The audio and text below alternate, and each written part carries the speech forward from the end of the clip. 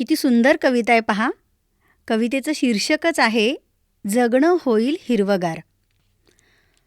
कोरडी ठाक उदास नदी दुथडी भरून हसत सुटली. कोरडी ठाक उदास नदी दुथडी भरून हसत सुटली.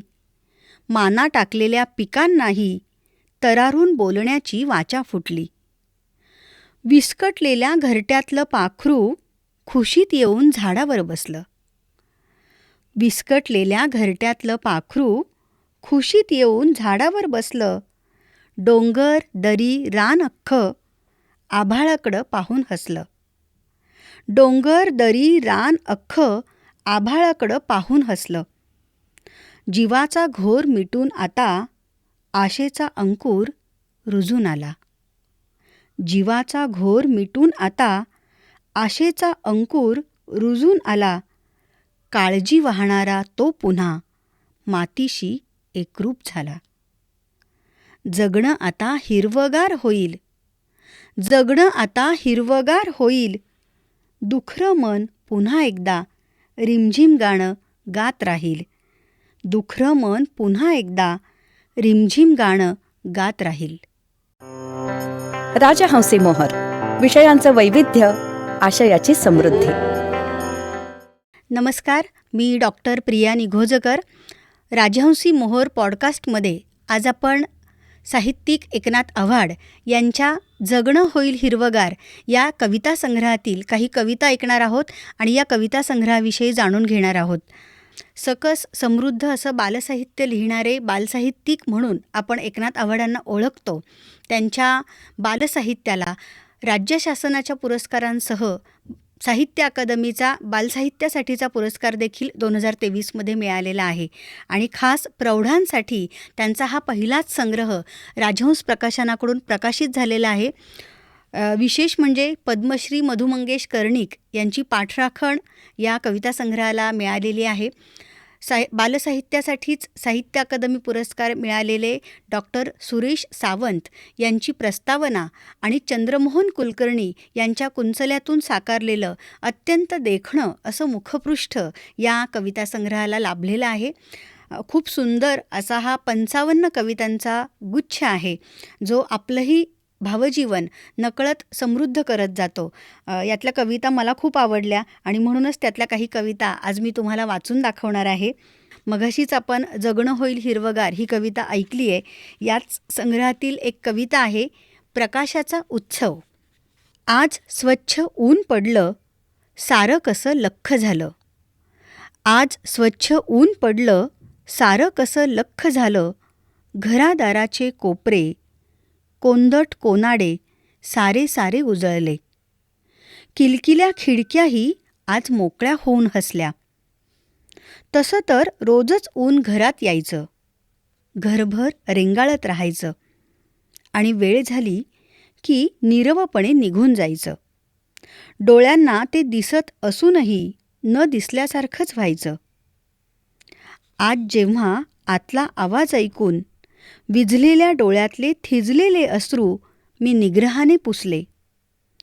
आज जेव्हा आतला आवाज ऐकून विझलेल्या डोळ्यातले थिजलेले अश्रू मी निग्रहाने पुसले. मनाची बंद कवाडं सारं बळ एकवटून उघडली. तसं एकदम ऊन आत घुसलं अन जाऊन पोहोचलं अगदी मनाच्या तळघरापर्यंत.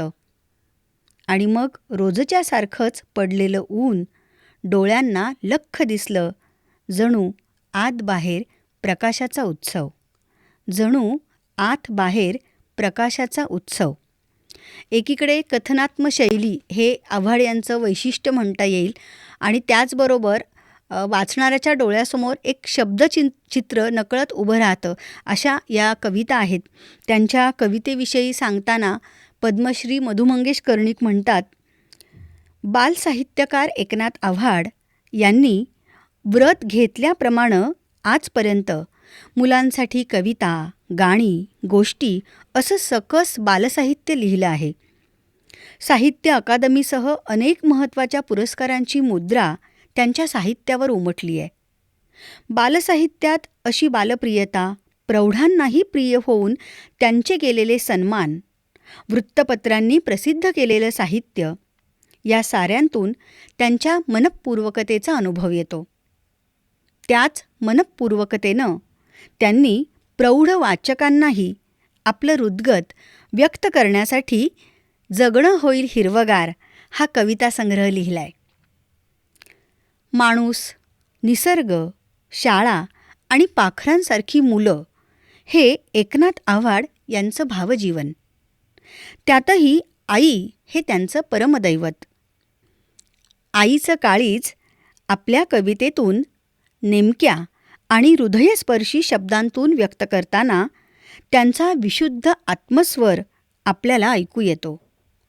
आईच्या आणि मुलांच्या संदर्भात लिहिलेल्या कविता वाचताना वाटतं की या कवीमध्ये एक मूल आहे, एक सुजाण शिक्षक आहे आणि छोटे साने गुरुजीही आहेत. माणुसकीवरील प्रगाढ श्रद्धेमुळं जीवनाकडे पाहताना त्यांना जगणं होईल हिरवगार असं वाटणं अगदी नैसर्गिक आहे. माणुसकीचा अमर्याद आशावाद उराशी बाळगणाऱ्या एकनाथ आव्हाड यांना अशाच प्रेरक लेखनासाठी माझे शुभाशीर्वाद. खरं तर मधुभाईंचे शुभाशीर्वाद लाभणं हीच या कविता संग्रहासाठीची खूप मोठी गोष्ट आहे आणि हा संग्रह देखील एकनाथ आव्हाड यांनी मधुभाईंनाच अर्पण केलेला आहे. या कवितेतील प्रत्येक कविता आपल्याला जगण्याचा एक वेगळा आशय उलगडून दाखवते.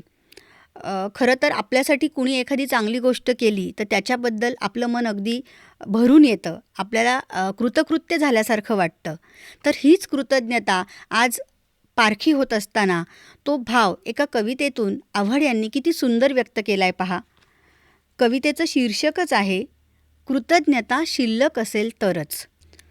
वाट दाखवत अंधारात कुणी चाललंय आपल्यासोबत, स्वतःच एक दिवा होऊन आपल्यासाठी.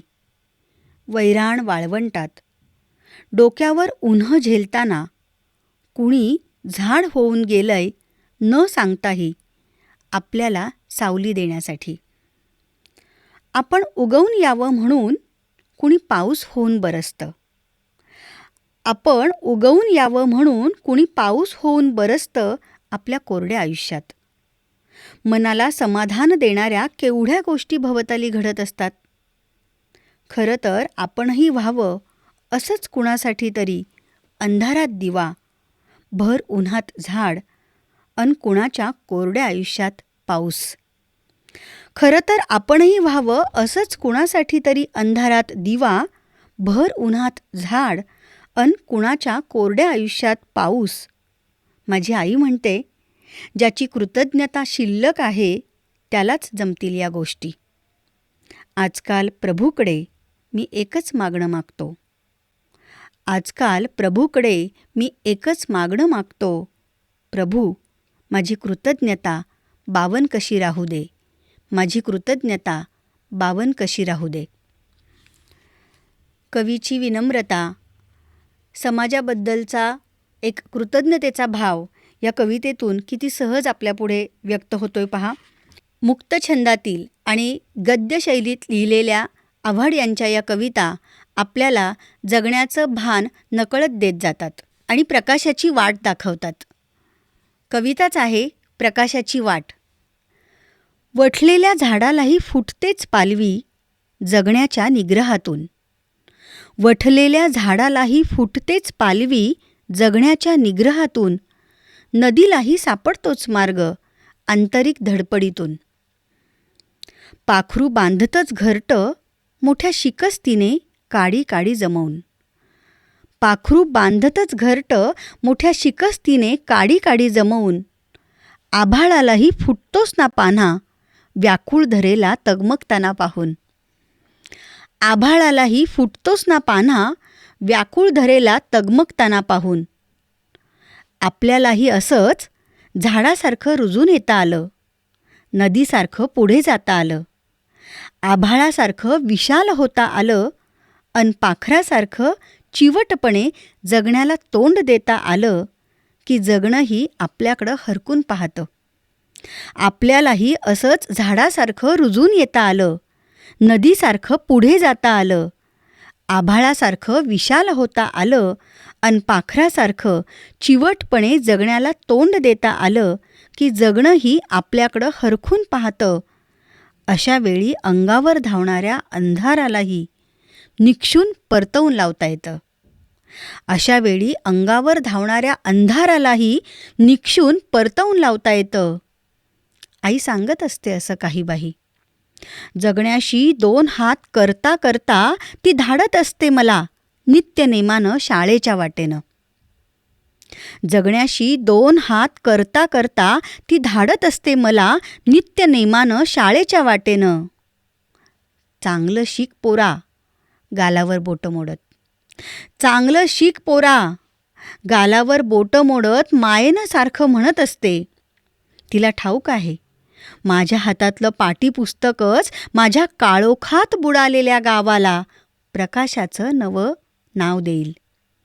माझ्या हातातलं पाटीपुस्तकच माझ्या काळोखात बुडालेल्या गावाला प्रकाशाचं नवं नाव देईल.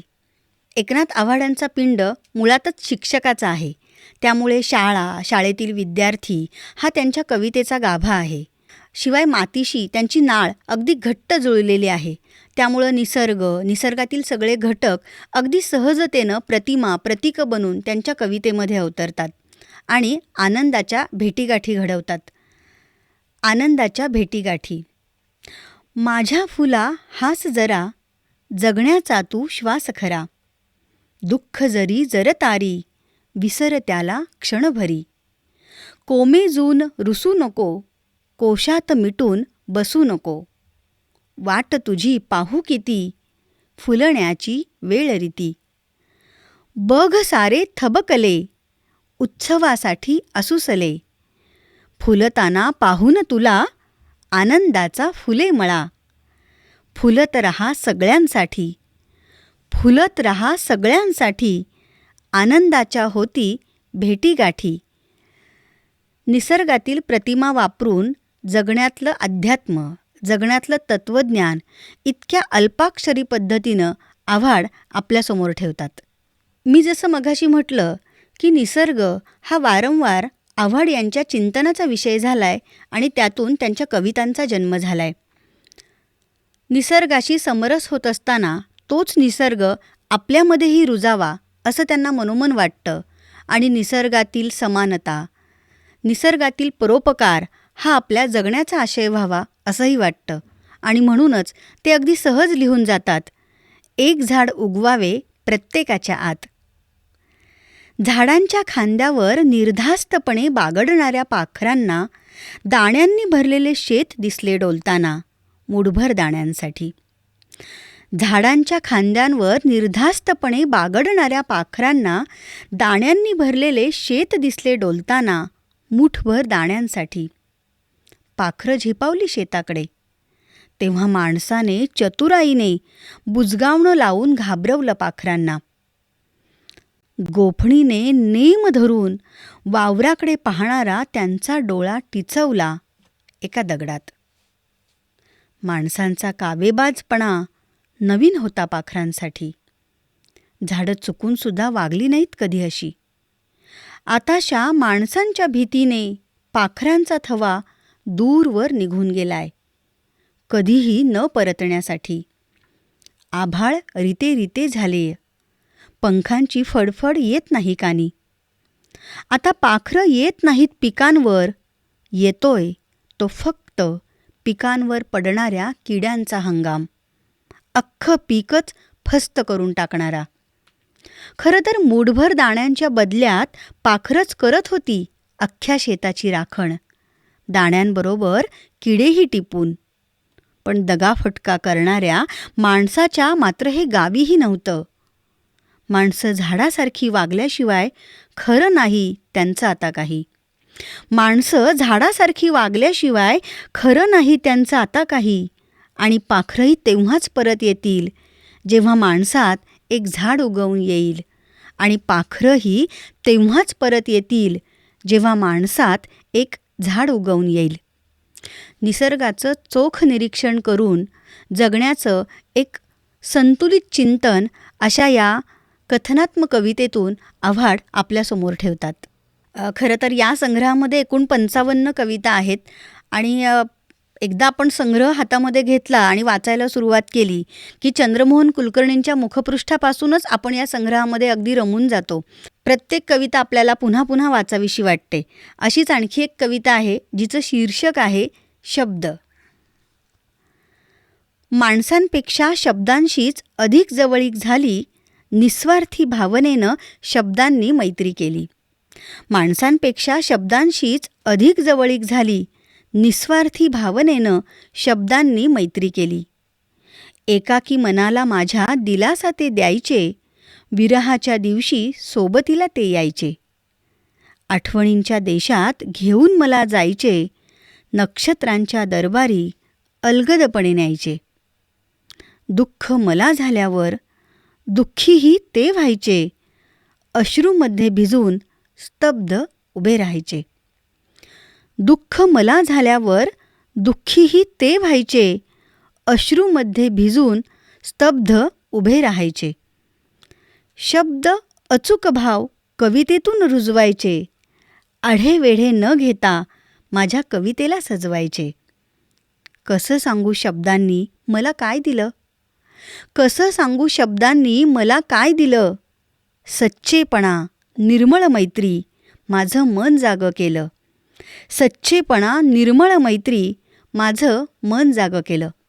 मला वाटतं की माणसातल्या माणूसपणाचं जागरण घडवणं आणि माणसाला आतून हलवणं, जागं करणं हेच खऱ्या कवितेचं गमक असतं. आणि अशा कवितांनी सजलेला हा जगणं होईल हिरवगार संग्रह आहे.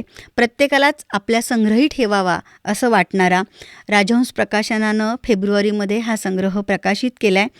160 रुपये या संग्रहाची किंमत आहे. हा कविता संग्रह आपल्याही संग्रही असावा असं तुम्हाला नक्कीच वाटत असेल. या भागाच्या डिस्क्रिप्शन बॉक्समध्ये हा संग्रह विकत घेण्यासाठीची लिंक आम्ही देतो आहोत.